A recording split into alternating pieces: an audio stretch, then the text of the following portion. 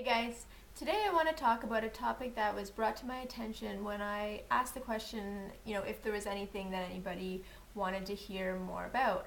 And one person reached out saying that they really wanted to know about how I went from being the person pre-MS to the person after diagnosis and what was all part of that whole transformation.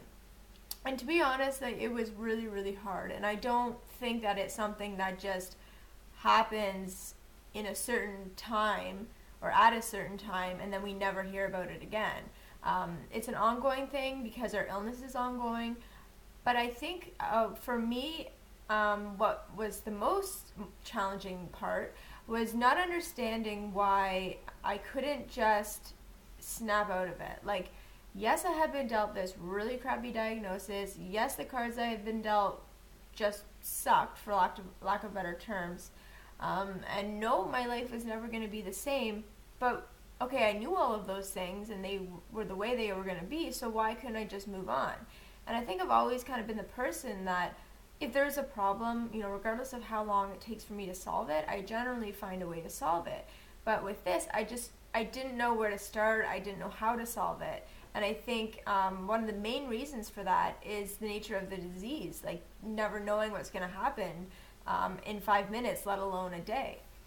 Never knowing what my life is going to look like in a week, let alone a year, and that kind of thing. So, but then when I realized that what I needed to do was grieve the loss of my old self, I think that's when a lot of things changed for me. It wasn't really a big deal when I was first diagnosed because I didn't have any outwardly signs of the disease. I had numbness in my hands, but it wasn't for a while until that numbness became disruptive and I lost my ability to play tennis for the first time. Then it got, I couldn't write my name, I couldn't do up my buttons on my shirt. Then it progressed obviously to my lower body. And when it got to the point where I couldn't even walk a few steps on my own, that's when it really hit that this isn't something I can just power through. Like, this is something that I need to take the time to realize, what's going on in my life and the transformation that's happening. And when we get hit with a diagnosis that we don't see coming, we don't want it, it's not like going through a transformation of self that we've chosen to do because we're not doing it to better ourselves. This is something that's, taken things away from us, and it's something that was forced. So I think when I realized that what I really needed to do, like I said, was grieve the loss of myself, things changed because for a long time I just thought that grief was reserved for times when someone passed away. But when I realized I was not ever going to be the person I was to the same degree, that's when the grieving really happened and changes started to happen. I think probably the hardest part of my grieving the loss of myself was realizing I wasn't going to be the fully active person that I once was. And I know I've talked about tennis a lot, but I was always an active person. I started in soccer when I was 3. I was then actively involved in figure skating, then actively involved in hockey, then obviously the tennis thing. So I always was an active person, and when I lost that ability, I, for a long time, just didn't understand what my purpose in life was. I just didn't understand how I was going to go through life for so many years in this state, in feeling depressed and feeling resentful and feeling angry and just, like, how am I going to go on for 60, 70 years? How am I going to get through it? And I didn't know the answers to that question. And that's why when I say I didn't have the ability to solve the problem, that's what made it so difficult for me, is I just didn't know how. And then once I started getting new purposes in life, like becoming a mother, although the process of becoming a mother, like I've talked about, was the most difficult thing in my whole entire life, now that I am a mother, that's a very important purpose in my life, to become a great role model for Landon and to be an inspiration to him, and for him to one day say, you know what, like, my mom has overcome so much adversity, and if she can do all that, I can tackle this battle or the next battle or whatever is thrown his way. So for me, that became a huge purpose. And then when or before, I guess, when I got married, that became a purpose.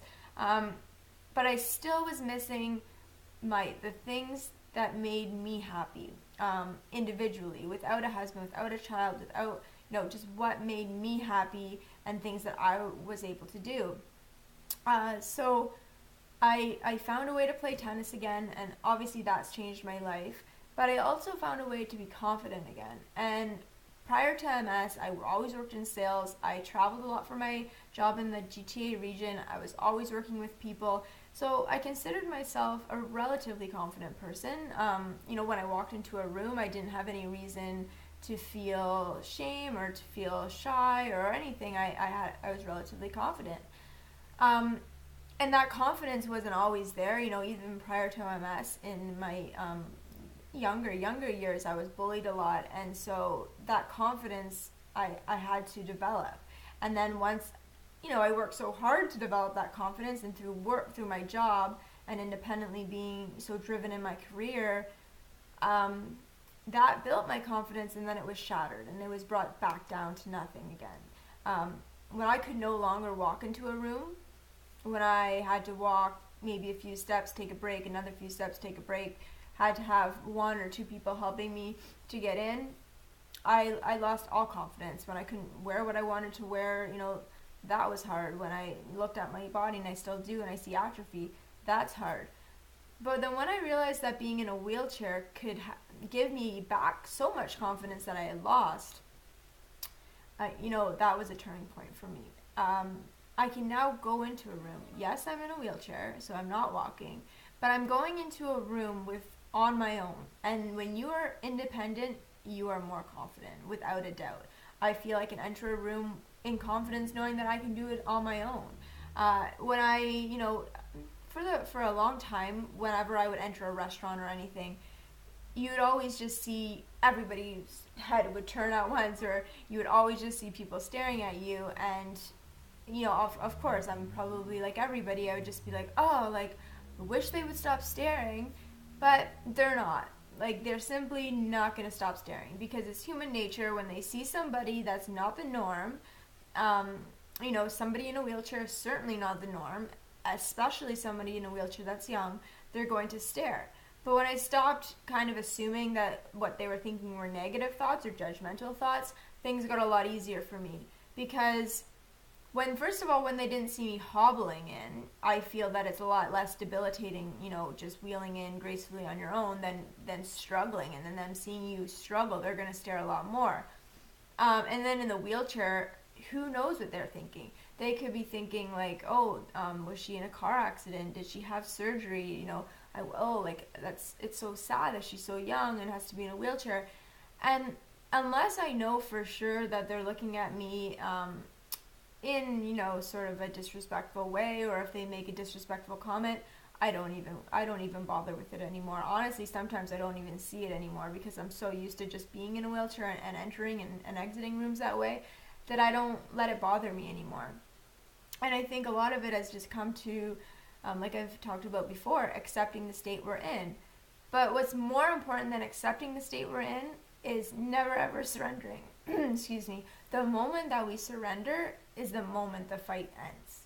And of course, like, we can say to ourselves, we're never going to fully be the person we once were. But I guess in a way, one of the better parts, if there is a better part of our illnesses, is kind of ironic that it's never knowing what's going to happen, because that's also one of the hardest parts. But when you can say, look, like, I'm not walking now, but there is that little bit of hope, there's that hope that one day a treatment will come up, or something will change in the illness, like, that little bit of hope that I might be able to walk better than I am now, or a lot better than I am now.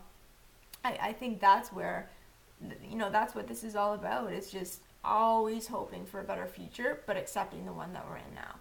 So I guess to sum up, how I went from the person I was to the person I am now, it took time, a lot of time.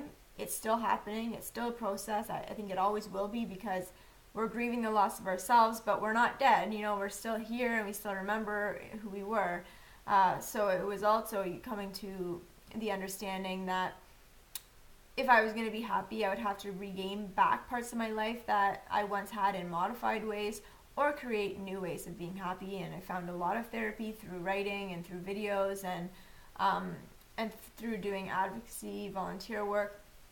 So if you're new to MS and you're just getting started, don't be I mean, it's easy to say don't be overwhelmed. Of course you will be to a certain degree, but just understand that it's normal, and that a huge part of overcoming that is grieving the loss of yourself and allowing yourself that time to realize that it's okay and it's scary, yes, but move on with in any capacity that you can, and always hold out that hope that it can get better. That's all for now, guys, and let me know if you have any questions. Bye.